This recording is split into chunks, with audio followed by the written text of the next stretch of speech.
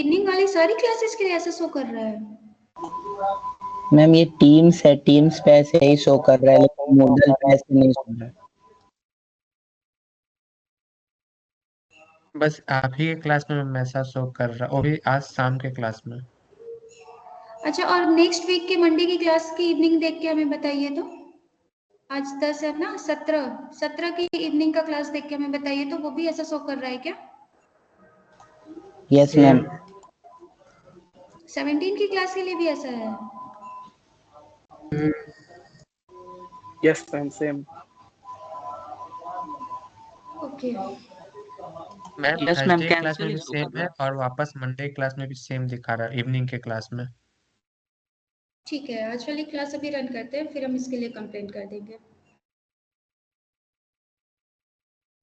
अभी okay class ma'am. में कोई मत डिस्टर्ब कीजिएगा प्लीज। लास्ट टाइम बहुत ज्यादा इश्यूज होने लगे थे। Okay ma'am. Okay, so let us start the class. सुबह हम लोगों ने क्या क्या पढ़ा था? मेरी स्क्रीन तो शेयर्ड है ना? Yes ma'am. Yes ma'am, share है। यस मैम है। So in the morning what we have learned? We have learned linear combination and linear span. Linear span is basically the spanning set of S, or we may say collection of all possible linear combinations of elements of S will form a set. That set specifically will be known as span of S, or linear span of S more precisely. Why? Because we can see that the elements of this span of S are linear combination, right? So whenever we are saying spanning set, we mean linear spanning set. Fine. After that, we have seen some theoretical result. In that first result, we have seen that spanning set of S is a subspace of V, and spanning set of S is the smallest subspace which contains this S. The next result says that the subset S of a vector space V generates V if spanning set of S is equal to V. So before that, we need to know what is generating set. So for this, let us see the definition. The definition says that a subset S of a vector space V generates F is span of S is equal to V. In this case, we also say that we will also say that the vectors of S generates V. Okay. So here what this results wants to say that we have in the morning we have proved that this spanning set of S is a subspace, right? And if I am saying that this V is generated by this set, this means what? Every element of this V is linear combination of element of S. See, result 3 says what?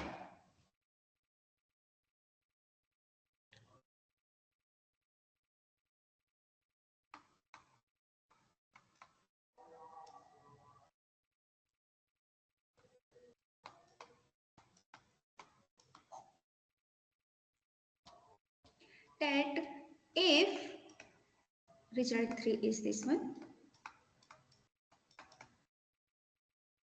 if S generates V, then spanning set of S is equal to V. Why it happens?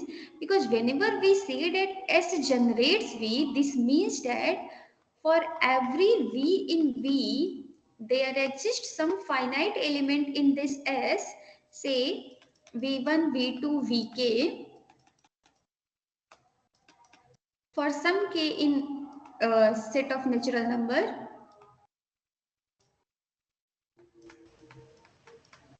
such that this V can be written as alpha 1 V1 plus alpha 2 V2 plus alpha k Vk. This is not one. For alpha i's belonging to F. if we are saying that, and we have that every element of this V can be written as some linear combination of element of this S, and we have proved that this spanning set of S is a space, subspace, right? So will this say us that V is contained in spanning set of S? Because every V can be written like this one, and this will imply that V belongs to span of S. If I am taking an arbitrary member of V and we are able to show that this V belongs to spanning set of S, then can I say that this capital V will be contained in the spanning set of S?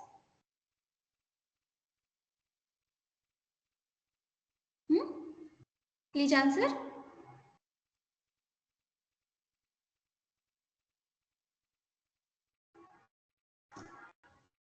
What happened? फिर से किसी okay हमें लगा फिर से किसी ने हमें म्यूट कर दिया क्या? So this is one of the result which we are getting due to S generates V. However,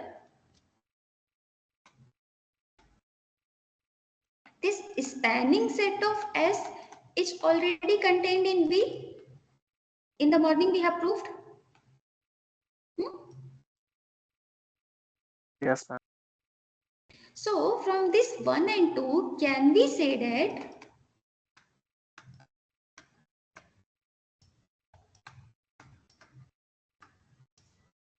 span of S is equal to V? Can I say that? V is contained in spanning set of S and spanning set of S is contained in V. This means spanning set of S is equal to whole V, right? Yes. Okay. So after that, what is their result? The third result is also proved. Then we say that a subset S of a vector space V generates our span V if spanning set of S is equal to V. That is our previous result. For any vector space V over F, span of V will always be equal to V. क्योंकि V का हर element तो V के element से span होगा ना.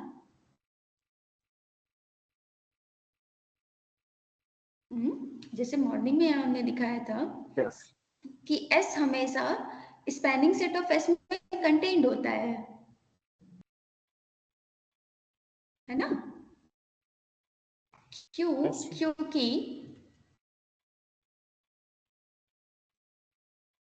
यहाँ पे S is always contained in spanning set of S. Why? Because every V can be written as 1 into V, and 1 into V will be a member of spanning set of spanning set of S. So by following this, can I say that V over F is always spanned by V? That can be, क्योंकि spanning set उससे बड़ा तो नहीं हो सकता ना. V हमारा space है, उसका कोई सबसेट नहीं है. हम कह सकते हैं ना कि spanning set of V is equal to V for some for trivially are always. Yes, ma'am. लेकिन बताइए. Yes, ma'am. बोले हाँ कह सकता. So can I also say that this V is generated by itself? The same thing which is written in mathematical terms, now we are saying in words that V is generated by itself. Now we will see other than this V, there also exist some subsets of this V which are able to generate this whole space V. So we will start with some particular result.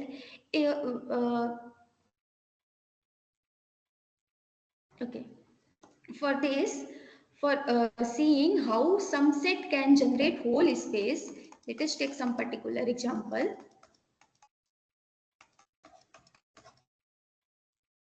Let V over F is equal to R3 over R. Fine. R3 over R we can take. And whenever we are learning linear combination, we have seen that there exists E1 is equal to 1 0 0, E2 is equal to 0 1 0, and E3 is equal to 0 0 1. Okay, pen क्यों नहीं चल रहा? 0 0 1. So if we are taking this one, and as we are taking the set whose members are this E1 E2 E3, and also whenever we are discussing linear combination, I have shown that for every A1 A2 A3 belonging to R3 can be written as a linear combination of these three elements. This Yeah. A1, A2, A3 belonging to R3 can be written as A1, E1 plus A2, E2 plus A3, E3 for arbitrary member of R3. Yes, ma'am. Okay. Yes, ma'am. If we are able to see that this E1, E2, E3 can represent arbitrary member of R3, then from here can I say that spanning set of S is equal to V? क्यों हम ऐसा बोल रहे हैं? हम फिर से repeat कर रहे हैं. हमने यहाँ पे A1, A2, A3 एक आर्बिट्रेरी मेंबर ऑफ R3 लिया. R3 ओवर R हमारा वेक्टर स्पेस था ना.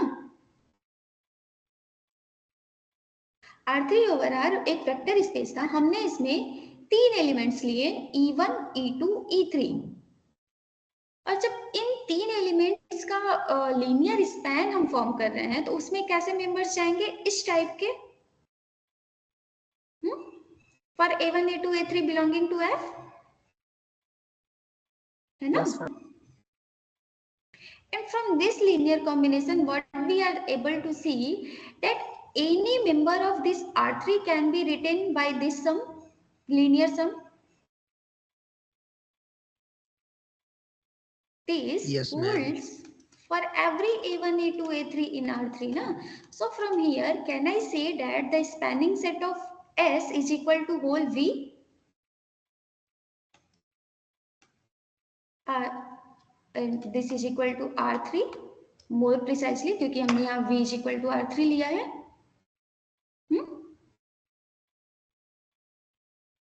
बताइए. Yes, ma'am.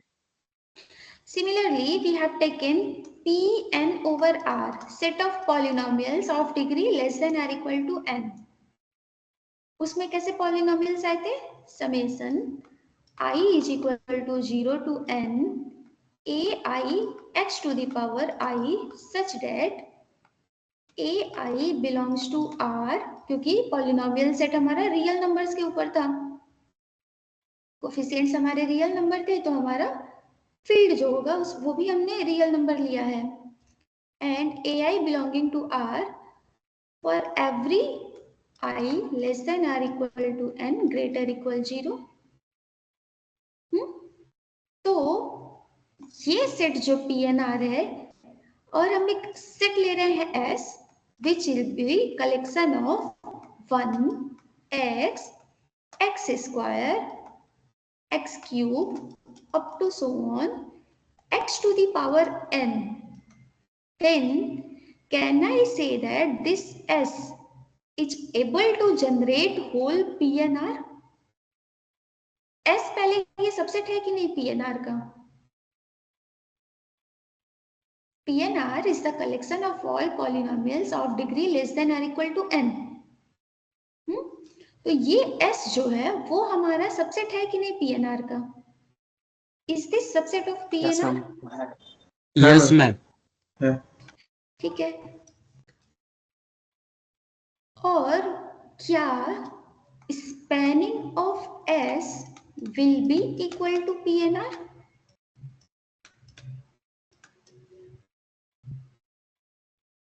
इनके लीनियर कॉम्बिनेशन से क्या हम PNR का हर मेंबर लिख सकते हैं?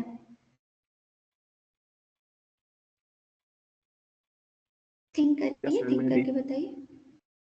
मे बी या यस? यस। थिंक लिख सकते हैं ना, क्योंकि हम जब लीनियर कॉम्बिनेशन फॉर्म करेंगे तो इनके फाइनाइट नंबर ऑफ एलिमेंट्स लेंगे, राइट? अगर हम कोई भी मेंबर इसका लेंगे, जैसे हमने मान लीजिए 2 + 3x² + 4x³ ले लिया, ये एक मेंबर है हमारा PNR का।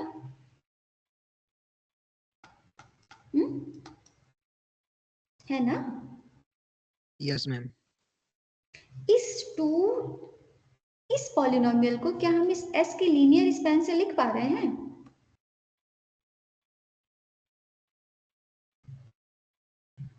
यस मैम, लिख सकते हैं। लिख सकते हैं, क्योंकि रिमेनिंग कोफिशिएंट्स को हम 0 कर देंगे। जो नॉन जीरो को जो पावर्स हैं हमारे पास अवेलेबल, उनके लिए हम 2, 3, 4 लेंगे और रिमेनिंग कोफिशिएंट्स को हम 0 करके लिख सकते हैं इसको same as it is, summation I = 0 to n अल्फा I x to the power I, है ना? जहाँ पे अल्फा 0 2 है, अल्फा 2 3 है, अल्फा 3 4 है और रिमेनिंग ऑल अल्फा I हमारे 0 हैं, राइट? मैम एस के सभी एलिमेंट लेना जरूरी है क्या? नहीं, सभी एलिमेंट लेना जरूरी नहीं है, पर हम बस एक आर्बिट्रेरी मेंबर दिखाना चाहते थे ना यहाँ पे, इसलिए हमने लिया। अगर ये S इनफाइनाइट होता, in that case we need to take finite element only ना। एक जनरल रिप्रेजेंटेशन है ये, summation alpha I x to the power I whenever this S is finite, and whenever this S is not finite, see we are in that case we discuss we take the element of linear span in this way, that n belongs to natural number. Means for forming the linear combination, we will always take finite elements of S. Infinite linear combination will not be in this set. Okay? Yes, ma'am. Okay. So this says what? That these examples I have discussed, which one? That R3 over R, the vectors E1, E2, E3 generate all of R3. How? Because any member of this R3 will be of the form this, can be written as a linear combination of this. So spanning set of this E1, E2, E3 will be equal to R3. Similarly, if we take the set of polynomials, finite polynomials Pn over R, then here I have shown that every element of this PNR can be represented by this linear combination of these elements. And if I am taking P over R, set of all polynomials,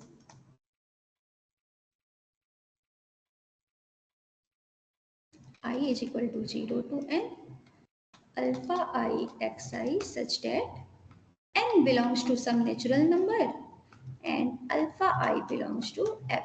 R है यहाँ पे, R ले लेते हैं. So what will be the spanning set or generating set of this PR? Can you find? Here now n is any natural number.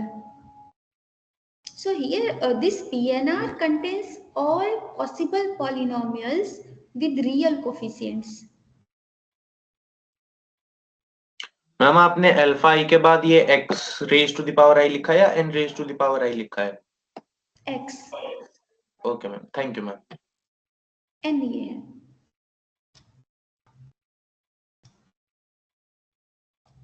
बताइए इसका spanning possible set क्या हो सकता है, या फिर ये P ओवर R किस सेट से जनरेट हो सकता है? जैसे यहां हमने निकाला कि Pn ओवर R जब था फाइनाइट डिग्री पॉलिनोमियल्स, तो हमारा स्पैनिंग सेट था या जनरेटिंग सेट था? 1x, x square, x cube, x to the power n. Now I have given you a set P over R, and I am asking this P over R is the set of all possible polynomials with real coefficient. What can be the possible generating set for this?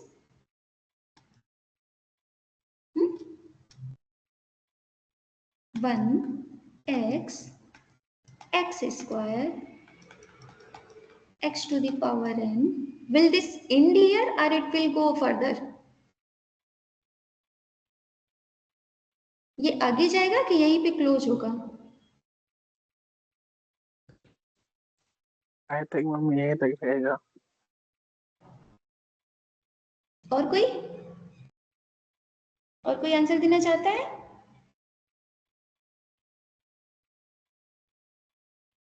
बताइए।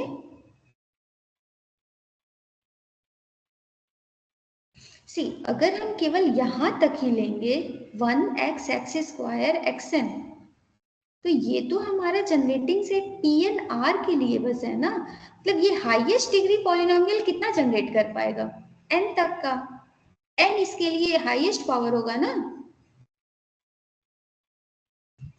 जैसे अगर हम आपको एक set दें S1 is equal to 1x, x square, x cube, fine. इस सेट से आप मैक्सिमम कितने डिग्री की पॉलिनोमियल जनरेट कर सकते हैं? 3 क्यूबिक।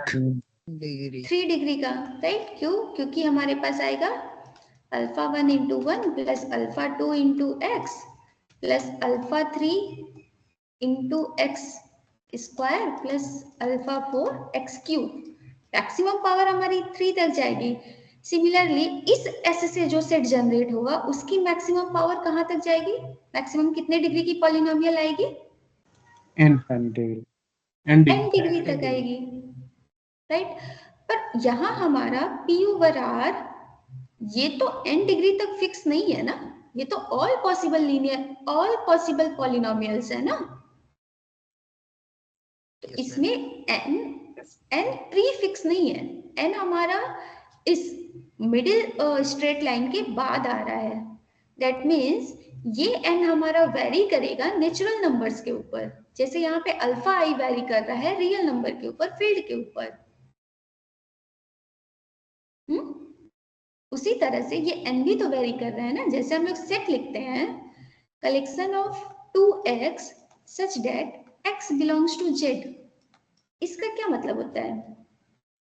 अगर हमने कोई a सेट लिखा, a is the collection of 2x where x belonging to z, तो इस सेट का क्या मतलब होता है? इसकी डेफिनेशन बताइए। ये अगर हमने कहीं लिखा तो ये क्या मीन करता है? इसका मेन मैम ये है कि 2 के साथ जो x मल्टीप्लाई है वो x इंटीजर है।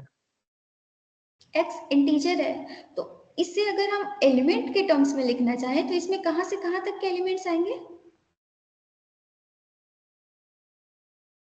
जैसे ये तो notational infinity to plus infinity, minus infinity to plus infinity, बीच में 2 -2 0 2 4 6 अप टू इन्फिनिटी, राइट?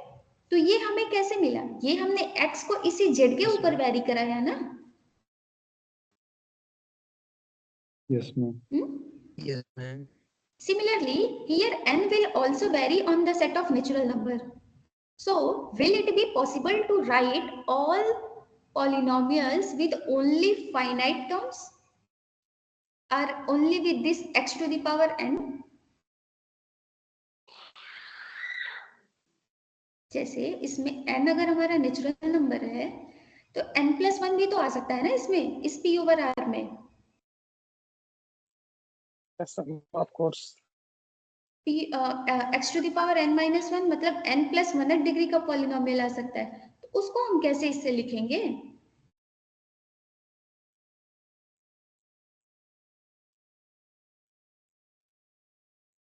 नहीं लिख पाएंगे ना, क्योंकि हम बस लीनियर कॉम्बिनेशन फॉर्म कर रहे हैं। हम इसमें एक दूसरे का मल्टीप्लाई एक दूसरे में नहीं कर सकते हैं। x का x स्क्वायर में मल्टीप्लाई नहीं कर सकते, x का x to the power n में मल्टीप्लाई नहीं कर सकते। तो n+1 डिग्री वाली पॉलिनोमियल जो होगी वो इसके लीनियर कॉम्बिनेशन से तो एटलीस्ट नहीं लिखी जा सकती। यस और नो? Yes ma'am.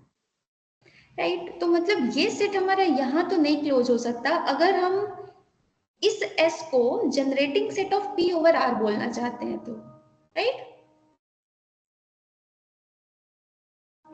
तो ये हमारा कहाँ तक जाएगा? x to the power n+1 आएगा और आगे जाएगा कि रुकेगा ये?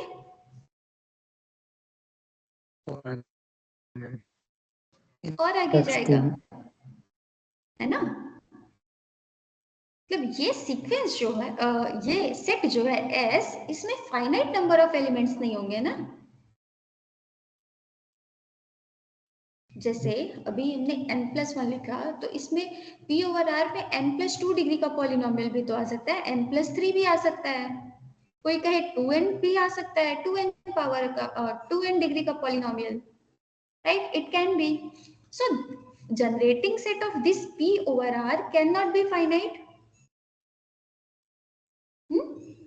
Yes, ma'am. Yes, ma'am. Yes. So from this what we are trying to learn कि जनरेटिंग सेट कुछ स्पेसेज के लिए फाइनाइट हो सकता है, कुछ स्पेसेज के लिए फाइनाइट नहीं हो सकता है, but what will be a common thing that for every vector space there will exist at least one set which will be able to generate whole space V। करेगा ना, क्योंकि कम से कम V से तो V जनरेट ही हो जाएगा।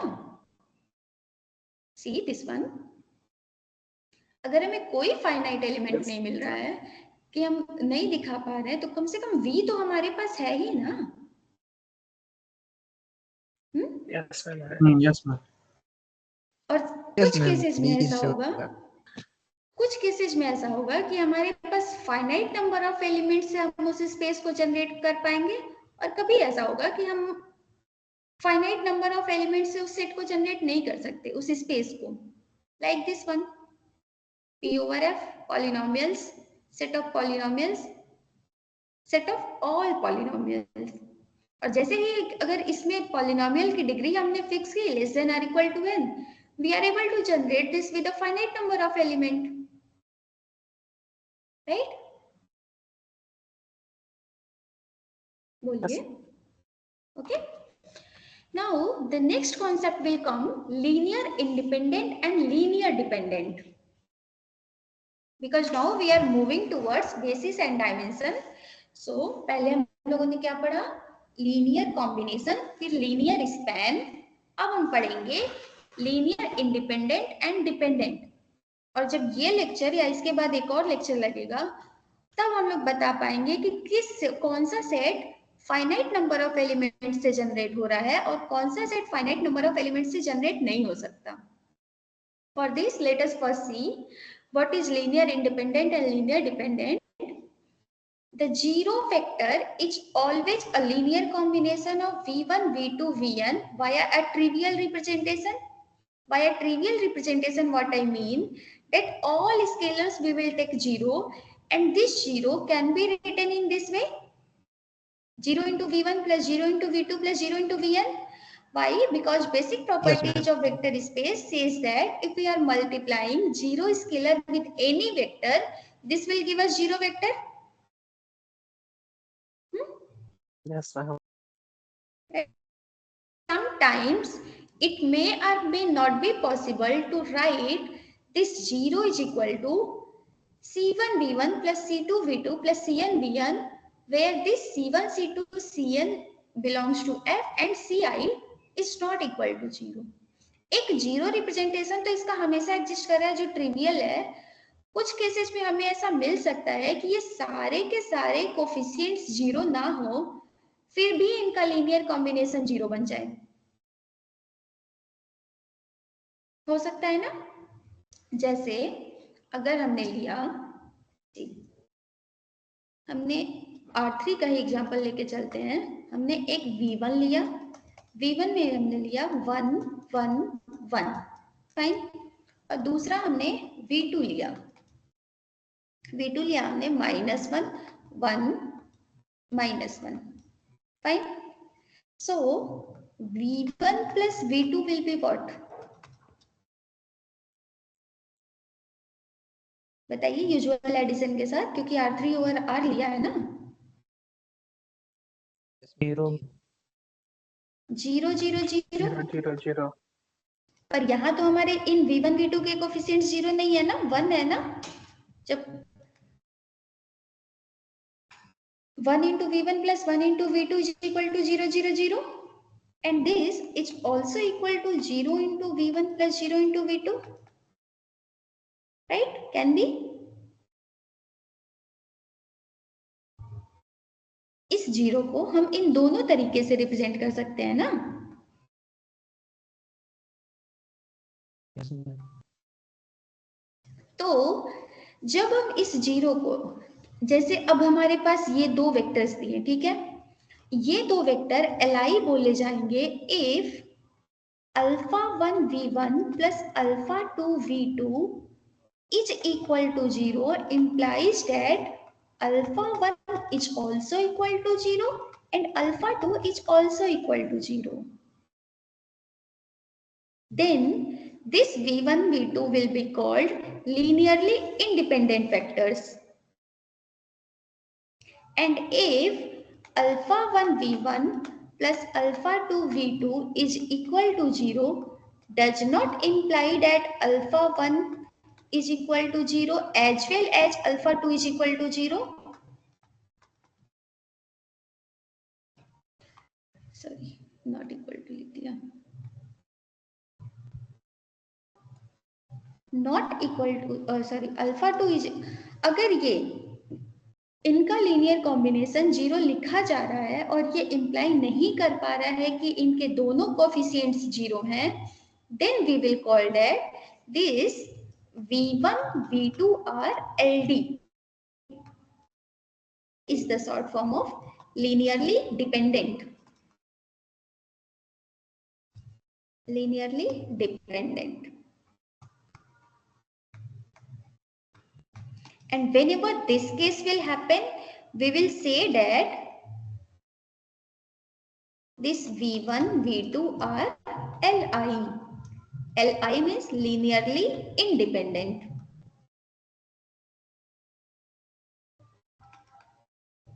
यहाँ जगह नहीं है, ऊपर लिख दे। एक बार फिर से रिपीट कर दीजिए तो लीनियर इंडिपेंडेंट और लीनियर इंडिपेंडेंट वाला कॉन्सेप्ट।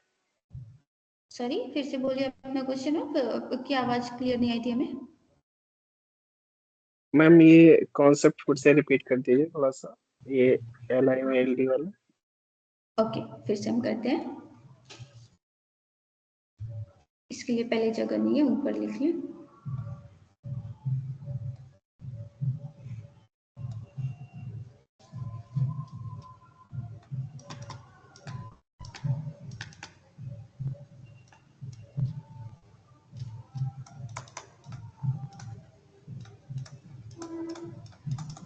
यहाँ पे हमने क्या कहा, हमने ये कहा कि अगर इस v1 v2 के रिस्पेक्ट में इनका लीनियर कॉम्बिनेशन 0 लिखा जा रहा है और ये इंप्लाई कर दे कि हमारा हर स्केलर इसमें आइडेंटिकली 0 है, in that case we will say that v1 and v2 are linearly independent,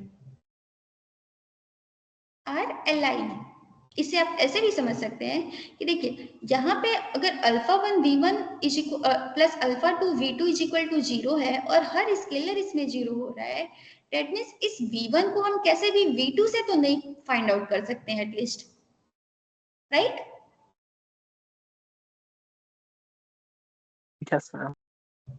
So in this case this v1 v2 will be called linearly independent, and if we are able to find that α1 v1 plus α2 v2 is equal to 0 but sum of this scalar is not equal to 0, in that case this v1 v2 will be called LD, linearly dependent. Fine? Yes ma'am इसमें जो reality में है, इसमें ये जरूरी नहीं कि दोनों इसके जो स्केलर हैं ये 0 हो सकता है b1 भी b2 0 हो। v1 v2 0 नहीं, v1 v2 तो दिया रहेगा ना हमें, इस ये कैसे 0 होगा? जैसे यहाँ पे हमने v1 v2 लिया मैम ना, फिर मैम अगर स्केलर इसके 0 नहीं होगा तो फिर इसका रिजल्ट कैसे 0 आएगा फिर? जैसे हमने इसका लिखा, जैसे हमारे पास ये v1 था, नॉन जीरो मेंबर है, v2 है, नॉन जीरो मेंबर है, v1 प्लस v2 क्या है? 1 into v1 plus 1 into v2। Okay ma'am, got it. Right, ऐसा पॉसिबल हो सकता है कि हमारे पास कुछ ऐसे स्केलर्स मिले जिनके लीनियर कॉम्बिनेशन से हम इस v1 v2 का सम 0 फाइंड आउट कर सकते हैं। तो इस केस में ये दोनों v1 v2 हमारे LD हैं। LD हैं किस सेंस में? क्योंकि यहाँ पे जब इसने v1 plus v2 is equal to 0 दिया, c alpha 1 v1 plus alpha 2 v2 is equal to 0, this will imply as what? Alpha 1 v1 is equal to minus of alpha 2 v2। और क्योंकि स्केलर नॉन जीरो है तो हम divide कर सकते हैं। This will imply as what? v1 is equal to minus of alpha 2 by alpha 1 v1, sorry v2। v1 is equal to minus of alpha 2 upon alpha 1 v1 v2। We can find out this। See here, alpha 1 हमारा 1 था, alpha 2 भी 1 था। 1 by 1 will be 1, minus sign will be minus sign. So v1 is equal to minus of v2. So this v1 can generate this v2. We do not need another vector to generate this v2.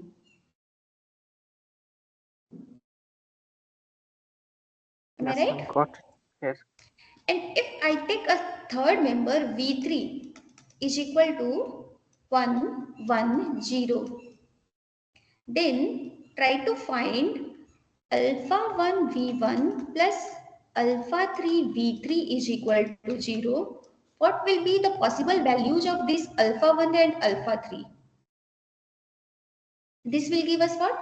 Alpha 1 1 1 1 plus alpha 3 1 1 0।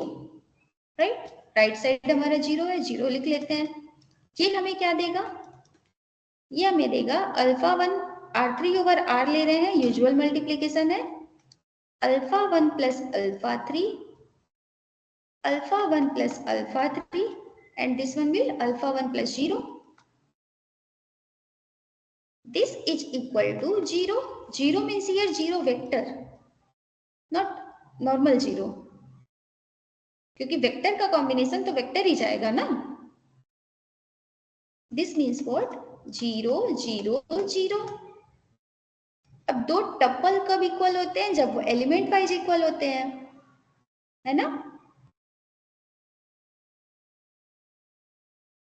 बताइए, अगर हम लिख रहे हैं x1 y1 yes is ma'am, yes equal, ma'am. so this tuple will this equation will what will it will imply? This will imply as alpha 1 plus alpha 3 is equal to 0, alpha 1 plus alpha 3 again 0 and alpha 1 is equal to 0। तो अगर ये alpha 1 0 हो गया तो इस alpha 1 में और हम ऐसा क्या ऐड कर सकते हैं कि सम 0 आ जाए?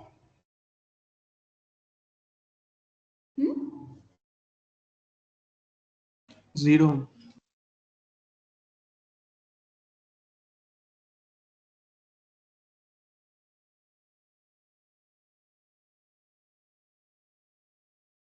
मैम आपका माइक ऑफ है।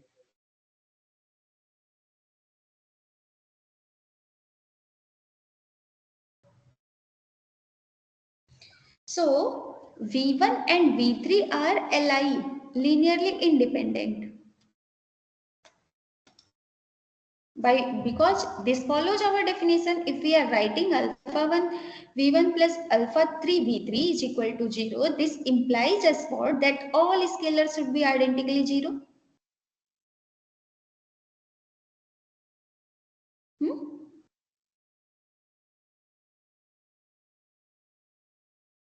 Please answer. Yes, ma'am.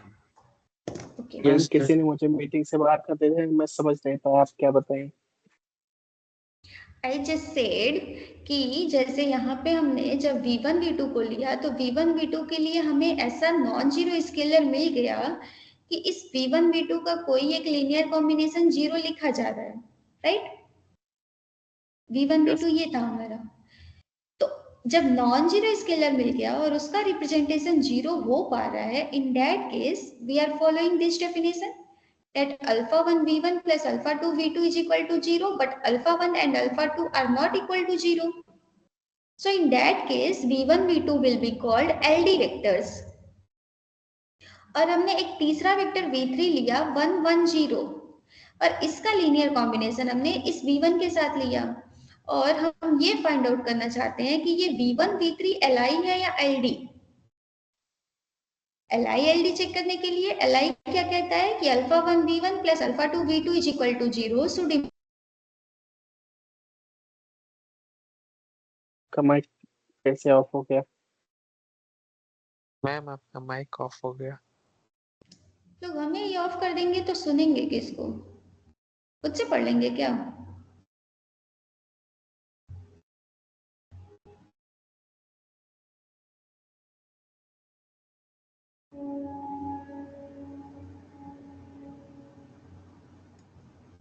Okay, so whenever we make the linear combination of v1 and v3 0, what we are finding, alpha 1 v1 की वैल्यू रखी, alpha 3 v3 की वैल्यू रखी, r3 over r with usual operations था।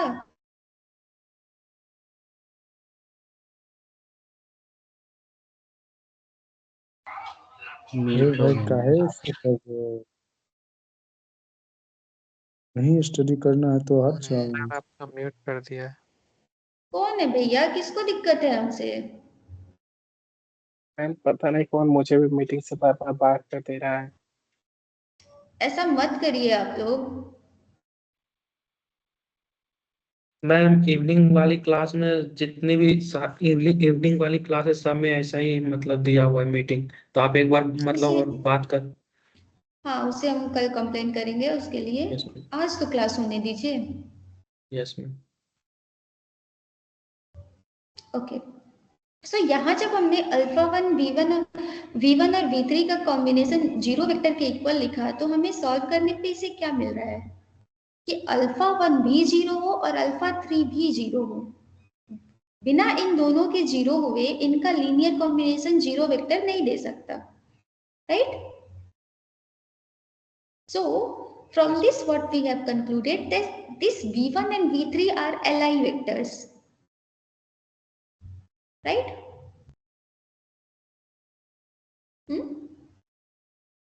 Yes ma'am. Yes ma'am. Okay, so now we will generalize the definition and we'll see that a subset S of vector space V is called LD if there exists a finite number of distinct vectors v1, v2, vn in S and scalars c1, c2, cn in F such that at least one of ci is not equal to 0 and the linear combination of this v1 to vn is equal to 0 with coefficient c1 to cn. S हमारा जैसे अभी हमने बस दो members लेके दिए थे ना, तो ये वेक्टर्स को हमने बताया कि v1 v3 हमारे अलाइन है। इनसे जो सेट फॉर्म होता है S is equal to v1 v3। If this v1 v3 are li, we will call this set S is li. If their members are li and अगर इनके members LD हुए तो हम लोग क्या कहेंगे कि हमारा सेट SLD है। Fine. So now we will generalize this definition and we will give our formal definition which says that a subset S of vector space V is called linearly dependent if there exists a finite number of distinct vectors v1, v2, vn in S and scalars c1, c2, cn in F such that at least one of the scalar ci is not equal to 0 and the linear combination of C1V1 plus C2V2 plus CnVn is equal to 0. And if S is not LD, then we will call S is Li. Fine.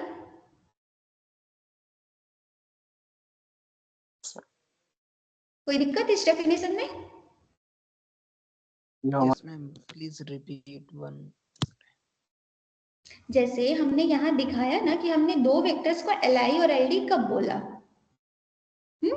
V1 V2 जब हमारे LD हो रहे थे तो उससे जो set form होगा उस सेट को हम LD बोलेंगे. जैसे यहाँ पे जब हम V1 V3 Li वेक्टर्स मिल गए, अभी जब वेक्टर्स के फॉर्म में है तब हमने Li वेक्टर्स बोला, राइट? अब इस सेट से इस V1 V3 से अगर हम सेट फॉर्म कर दें और हमारे इनके अंदर के वेक्टर्स Li हैं एक दूसरे से, तो ये सेट हमारा Li बोला जाएगा, लीनियरली इंडिपेंडेंट. फाइन.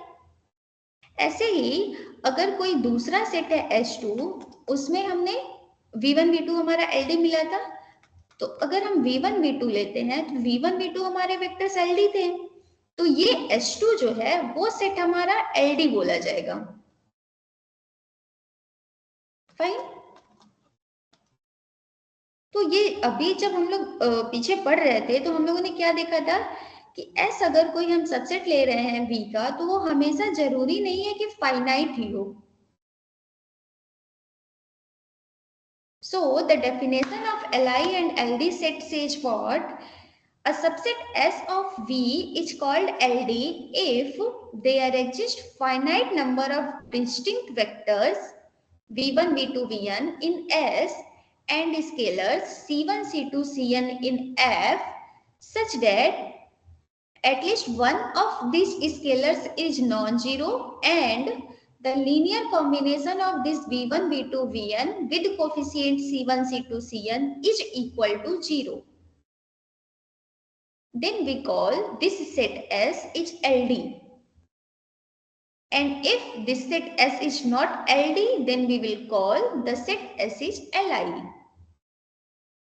कि अगर Li कब बोलेंगे कि हम इस S का कोई भी एक लीनियर कॉम्बिनेशन ले और उसमें उनके लीनियर कॉम्बिनेशन को इक्वल टू 0 वेक्टर करें और उसे वो हमें इंप्लाई करे कि सारे के सारे स्केलर्स 0 हो, then we will call the set S is Li.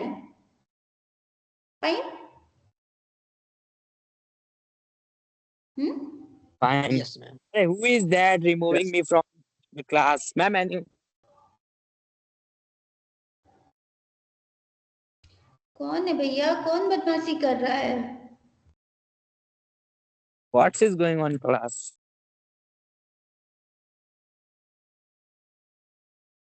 भाई अगर एक बार नेम पता चल गया ना तो फिर समझ लेना लाइफ खराब हो जाएगी, अगर वो शिकायत हो गई तो. बदमाशी मत करिए. अच्छा, so now you please try to find out this V1 V2 is Li or LD. फटाफट पेन कॉपी निकालिए, कैलकुलेट करिए. Determine whether the following sets given vectors are Li or LD. Find out करिए इस V1 V2 को. अच्छा, एक हम करते हैं फिर आप लोग करेंगे, हालांकि हमने एक ऑलरेडी कर चुके हैं, फिर भी हम कर देते हैं आप लोगों की फिर से रिवीजन के लिए. V1 is given as what? First is LD. Linear independent होगा ये वाला में. अच्छा, प्रूफ हो गया. Yes ma'am. बहुत तेज है आप लोग. पहला वाला LD आया है. L I ma'am. Li आया है ना? Yes ma'am. सबका आया है? बाकी लोगों ने ट्राई किया या हम करें?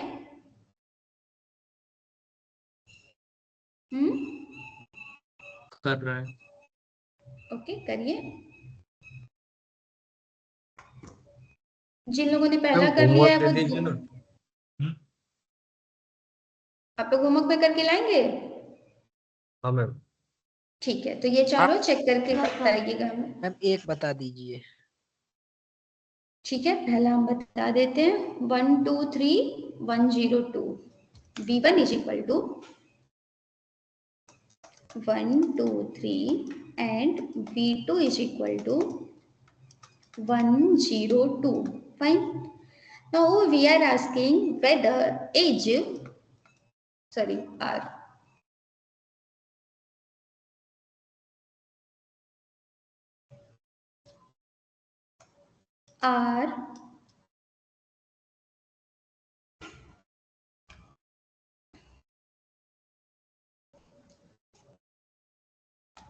v1 v2 li.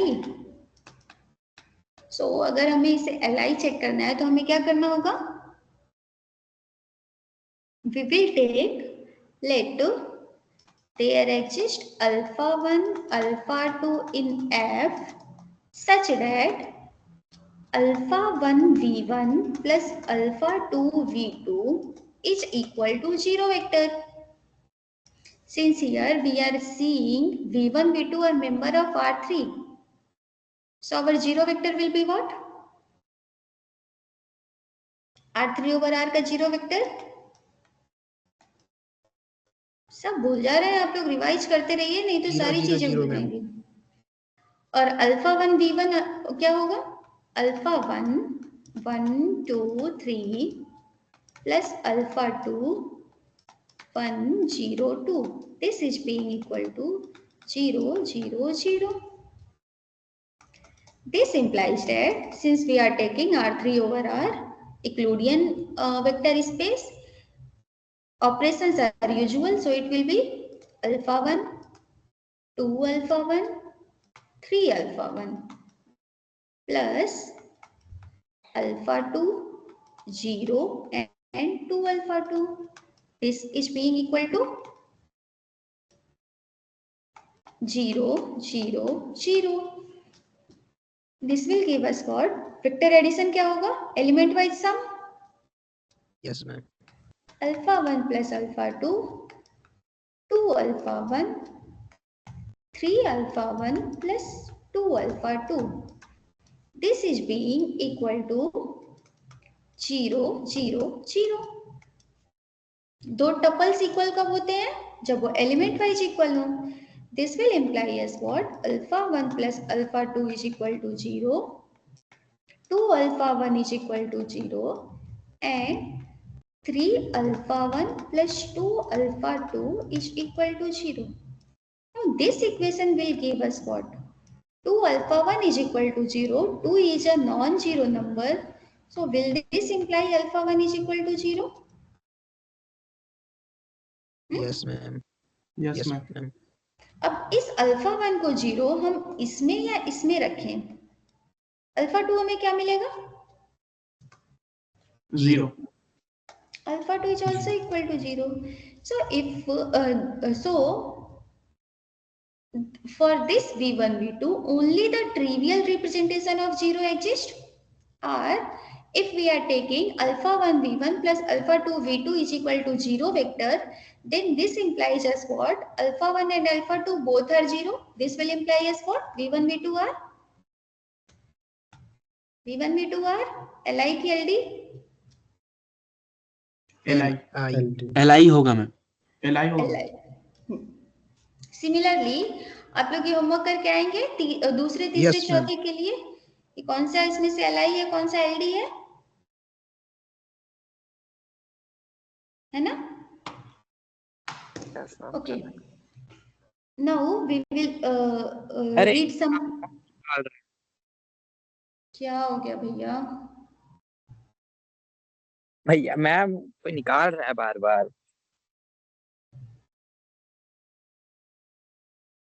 भाई क्यों कर रहे हो आप लोग ऐसा?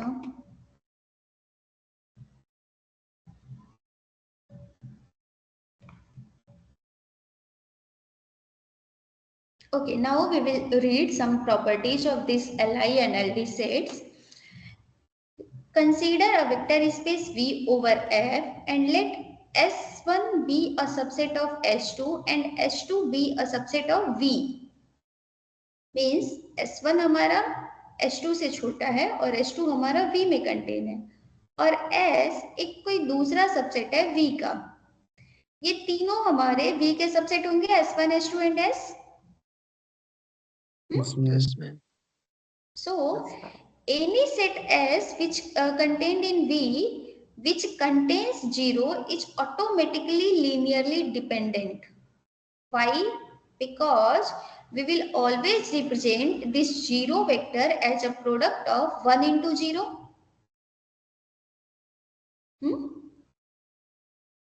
Yes, ma'am. So अगर हम इस V1 के किसी भी मेंबर को इस S में अगर जीरो वेक्टर जा रहा है तो वो LD हो जाएगा, क्योंकि 0 के लिए हमें एक नॉन ट्रिवियल रिप्रेजेंटेशन मिल जाएगा। ये स्केलर तो 0 नहीं है ना। ट्रिवियल रिप्रेजेंटेशन में क्या होता है, सारे स्केलर 0 होते हैं ना, अभी थोड़ी देर पहले बताया। See here, for trivial representation every coefficient of Vi is equal to 0. So if any set contains 0 vector, then itself it will be LD. And the empty set phi is considered as Li. Why Li? Since we cannot find any non-trivial representation of 0 vector with its elements. क्योंकि इनके पास तो कोई vector ही नहीं है, तो हम किसके linear combination को 0 बनाएं? क्योंकि जब तक हम किसी के लीनियर कॉम्बिनेशन को 0 नहीं बना सकते, उस सेट को तब तक तो हम LD नहीं बोल सकते ना। देखिए यहाँ पे जब हम लोगों ने LD लिखा तो क्या लिखा, if there exist finite number of distinct vectors. तो अगर फाई है उसमें कोई एलिमेंट ही नहीं है, तो क्या हम उसका कोई लीनियर कॉम्बिनेशन 0 बना सकते हैं? No, ma'am. नहीं बना सकते। So we consider empty set phi as Li. And third property says what? If S is singleton U, where U is a non-zero vector, then S is Li. Why? Because if U is non-zero, if U is any non-zero and I am writing alpha U is equal to 0, then what this will imply? Alpha तो हमारा scalar था और U non zero है, तो क्या ये imply करेगा कि अल्फा इज इक्वल टू 0 होगा? क्योंकि U 0 नहीं हो सकता ना, U नॉन जीरो लिया है हमने। Yes, ma'am. Yes, ma'am.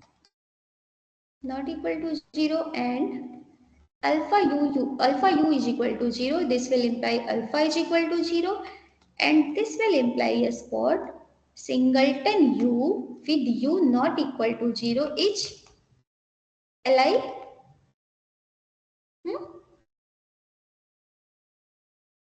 Yes? Okay, no? Yes, ma'am. Yes. Yes? Yes, ma'am. Okay. Next result says what? If S1 is linearly dependent set, then S2 will be linearly dependent. This holds for this one. अगर S1 कोई हमारा subset है S2 का और ये S2 LD है, तो ये S1 ऑटोमेटिकली LD हो जाएगा। क्यों? क्योंकि S1 is LD. This will imply as what? There exist finite elements V1, V2, Vk in S and alpha 1, alpha 2, alpha k in F such that all alpha I is not equal to 0 and alpha 1 V1 plus alpha 2 V2 plus alpha k Vk is equal to 0, right?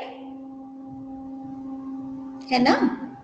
S1 अगर LD है तो मतलब यही हुआ ना कि उसमें एक सेट ऑफ वेक्टर्स हमें मिलेगा सेट ऑफ डिस्टिंक्ट वेक्टर्स जिनका लीनियर कॉम्बिनेशन 0 जाएगा with some non zero coefficient. Yes ma'am. Yes, ma'am. Yes, ma'am. और S1 जो है हमारा कंटेन्ड इन S2 है, तो ये वेक्टर्स ऑटोमेटिकली हमारे S2 में चले जाएंगे। Yes S1 is contained in S2 and from above expression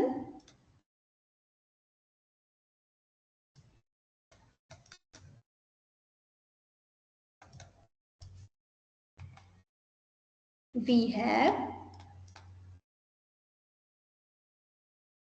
there exist V1, V2, Vk in S2 such that alpha 1 V1 plus alpha 2 V2 plus alpha k Vk is equal to 0 or sum alpha I is not equal to 0।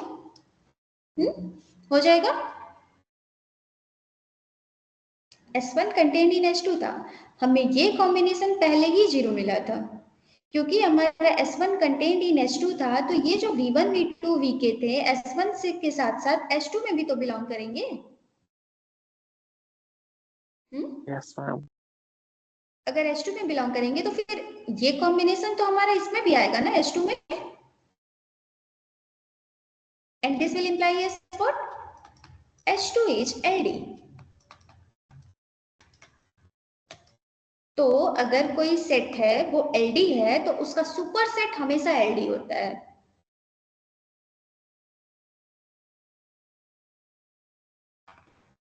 In other words, how we can say that the same theorem that superset of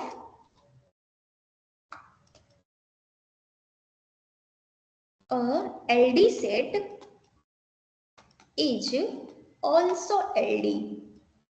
Can we say that from this one? क्योंकि यहाँ proof किया ना हमने।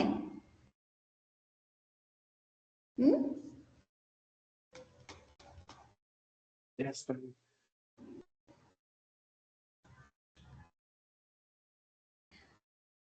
और अगर ये next result हमारा क्या कहता है कि इफ S2 इज Li, ये बड़ा वाला सेट अगर Li हो गया तो S1 भी Li होगा, means any subset of a Li set is Li। Will you try to prove that? Definition हमें मैम बताइए। सेम ऊपर बताइए। वाला ही तो सही रहेगा। ऊपर वाला सेम कैसे आएगा? बस यहाँ पे Main- डज नॉट एग्जिस्ट आ जाएगा ना। Li बोला ना हमने, subset of a Li set is Li। Any subset of Li set is Li, ये प्रूफ करना है। ये तो हमने प्रूफ कर दिया कि superset of LD set is LD।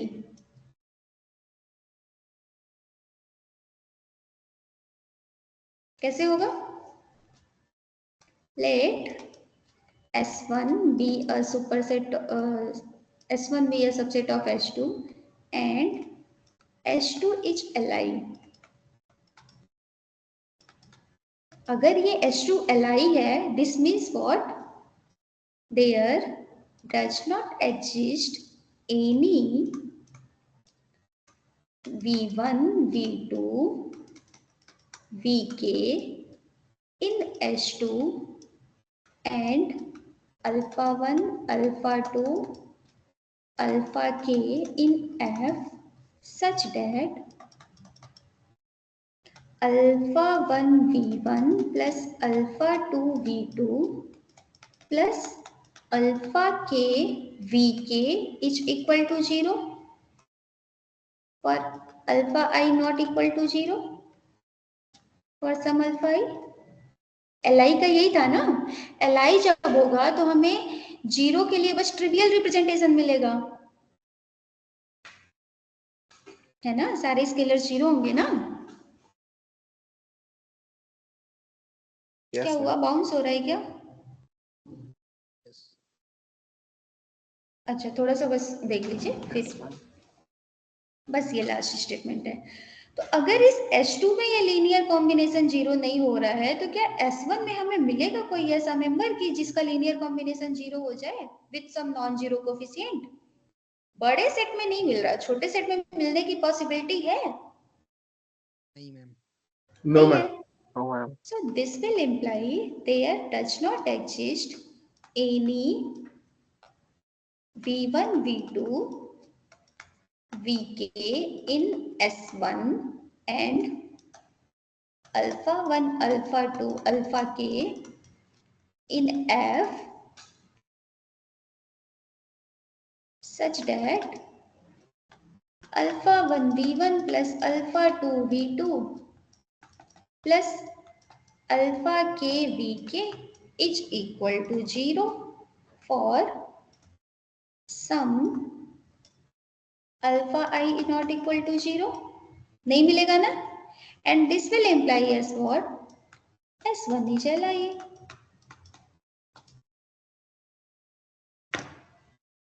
Clear? देख लीजिए एक बार, कोई किसी भी स्टेटमेंट पे दिक्कत हो रही है तो आप लोग पूछ सकते हैं। Last step. लास्ट स्टेप हमने ये कहा कि S1 जो हमारा था सबसेट ऑफ H2 था और H2 Li है। H2 Li है तो हमारे पास किसी भी V1, V2, Vk जो कि मेंबर हो हमारे H2 ऐसे नहीं मिलेंगे कि जिनका लीनियर कॉम्बिनेशन 0 हो with all scalars 0, with all scalars non zero, मतलब कोई अल्फा 1, अल्फा 2, अल्फा में से कोई एक अल्फा के नॉन जीरो हो और इसका लीनियर कॉम्बिनेशन 0 हो जाए, ऐसा नहीं मिलेगा ना Li है तो। नहीं मिलेगा। अब इस बड़े सेट में हमें नहीं मिल रहा है तो क्या ये पॉसिबिलिटी बनती है कि छोटे वाले सेट में कोई ऐसा मेंबर मिल जाएगा जिसका लीनियर कॉम्बिनेशन 0 हो जाए? नहीं मिलेगा। तो यही कंक्लूड हमने किया कि अगर इस H2 में नहीं एग्जिस्ट कर रहा है, so this will imply that there does not exist any vector v1, v2, vk in S1 and the scalars alpha 1, alpha 2, alpha k in F such that alpha 1 v1 plus alpha 2 v2 plus alpha k vk is equal to 0 for some alpha i non-zero. अगर इस S1 में कोई भी ऐसा linear combination नहीं मिल रहा है जो 0 के नॉन ट्रिवियल रिप्रेजेंटेशन को दे सके तो ये S1 भी क्या हो जाएगा हमारा? Li, right? So this completes the proof that any subset of a Li set is Li. Fine? Ma'am Li के लिए अल्फा इज इक्वल टू 0 होना चाहिए मैम। हाँ, तो मैम इधर S1 एंड S2 में alpha is equal to not 0 है। यहाँ पे हमने क्या लिखा? There does not exist okay ma'am. कोई ऐसा v1, v2, vk का वेक्टर्स का कलेक्शन ऐसा नहीं एग्जिस्ट कर रहा है कि नॉन जीरो अल्फा के लिए लीनियर कॉम्बिनेशन 0 दे। इसकी वजह से आया ना, not exist. Okay ma'am, right? Thank you any ma'am. Other query? No ma'am. No Okay. Ma'am. So today we will stop here. Please try to prove this last result. हो जाए तो ठीक है, नहीं होगा तो हम करेंगे। हाँ, ओके। ओके। इसके बाद अभी फिर से कॉन्सेप्ट है, उसके बाद कुछ चीजें आएंगी। Fine, okay. सो आप लोग यहाँ तक रिवाइज करके आइएगा और ये पेज वाला होमवर्क करके आइएगा। Next class we will continue from here, from this 6 result. Okay, Okay, ma'am. Okay thank ma'am, you. Thank you. Okay good night ma'am.